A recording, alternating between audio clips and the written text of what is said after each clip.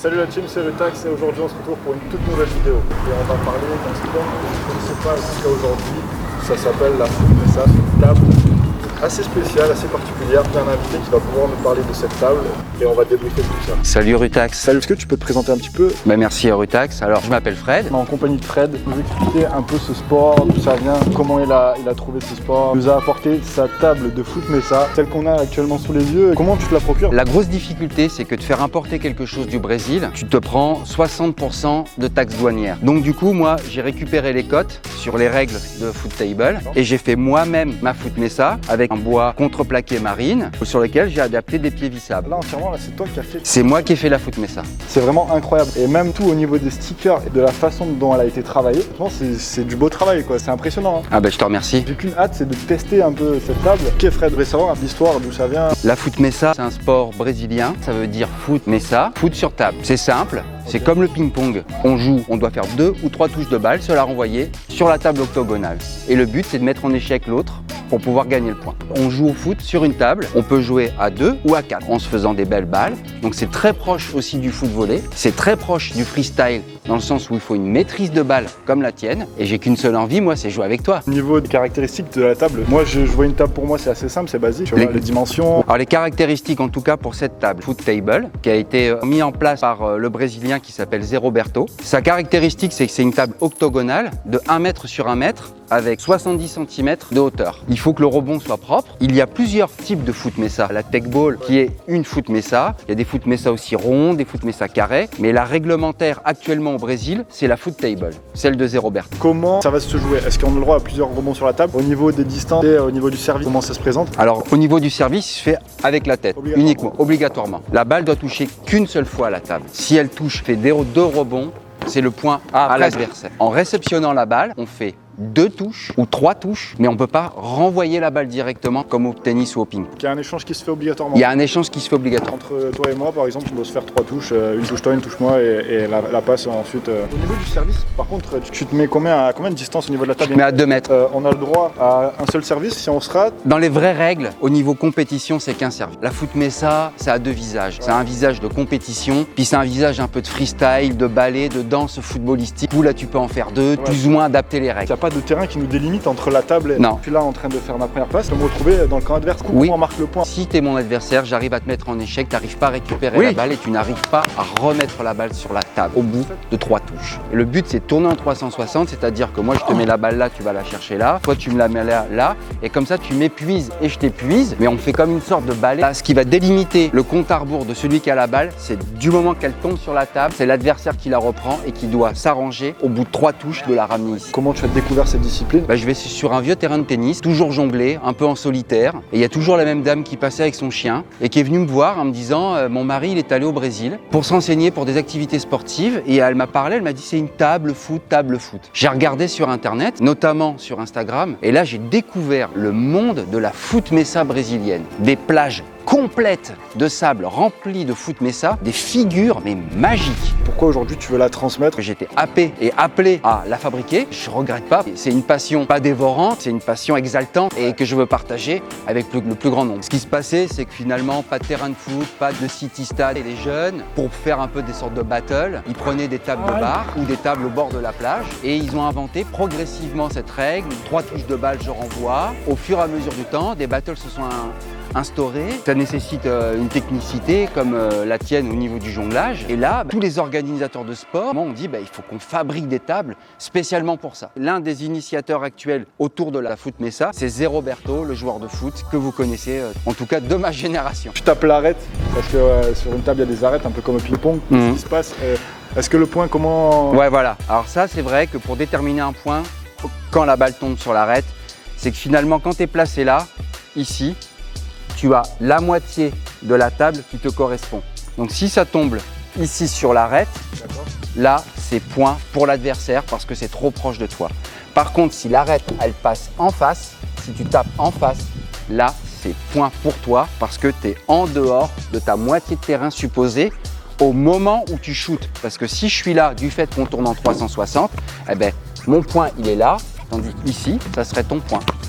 Voilà. Ok, bah ça va, franchement là c'est clair, plus clair que ça, on peut pas. Est-ce que tu peux nous parler des caractéristiques? Est-ce que c'est un ballon officiel? Le ballon Mikasa FT5, à la base, c'est un ballon qui est fait pour jouer au foot volley. À la plage, pour des balles très aériennes, tendance à pas faire mal aux pieds quand on joue à pieds nus. Il a un super bon rebond. Oui, allez. Et il est assez lourd, c'est vrai, mais c'est un bon ballon pour jouer à la Foot Mesa. C'est assez impressionnant quand même comment le sport a été créé. Oui, on peut voir des vidéos de jeunes à pieds nus, jouant sur des tables complètement pourries. Ouais, comme nous, avec les vidéos YouTube, avec le freestyle. Les gars, commentez, partagez, abonnez-vous pour le bien de cette chaîne. Je vous remercie. Découvrons cette Foot Mesa alors.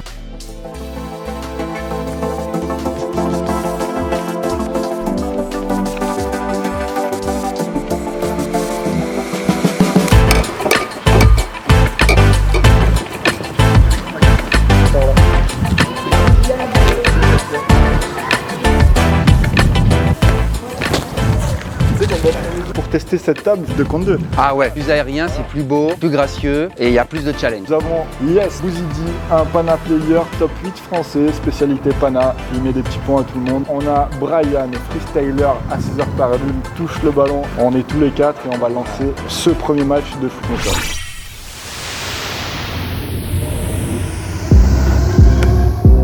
Tax.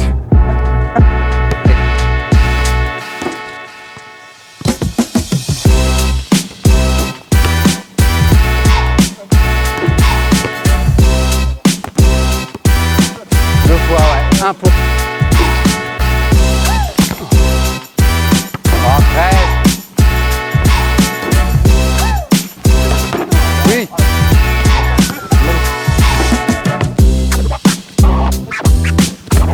Ah, ça eux.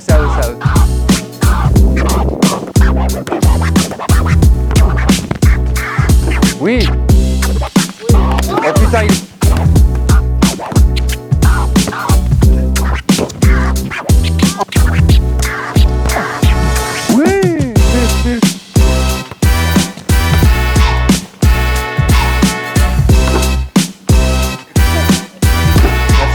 Là, c'est renvoi direct.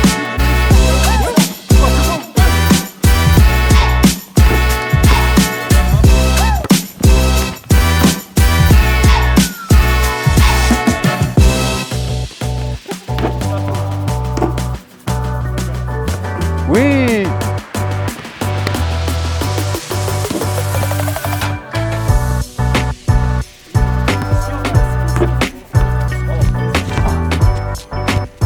Presque.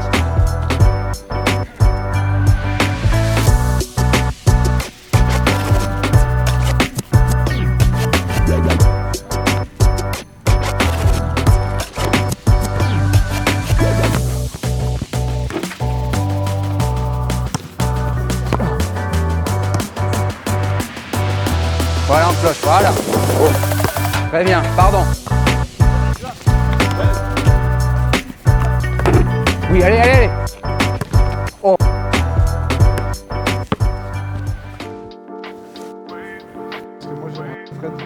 Ouais. Voilà la team, on était avec Brian Hux, Fred, Elias, super sympa. Moi j'aimerais bien avoir votre point de vue pour avoir testé la Foot Mesa, qu'est-ce que vous en avez pensé? Franchement c'est excellent, hein. On se régale. Faire des brésiliennes et tout, on pense que c'est facile mais pas du tout, c'est super, il faut être super précis, il faut se déplacer, il faut faire attention à chaque millimètre, il faut être bien en synchro avec son partenaire. Ouais, c'est chaud quoi. Ouais, c'est très chaud. Toi Elias, qu'est-ce que t'en as pensé un petit peu? Moi je dirais que c'est un jeu très exigeant dans le sens où à la brésilienne tu as le droit à l'erreur parce que là la règle d'or de la brésilienne c'est que le ballon ne touche pas le sol. Mais là si tu rates tes touches de balle, Pas la table là. tu touches pas la table. Voilà. Exactement, très exigeant mais très bonne expérience et j'ai envie de recommencer quoi. C'est cool.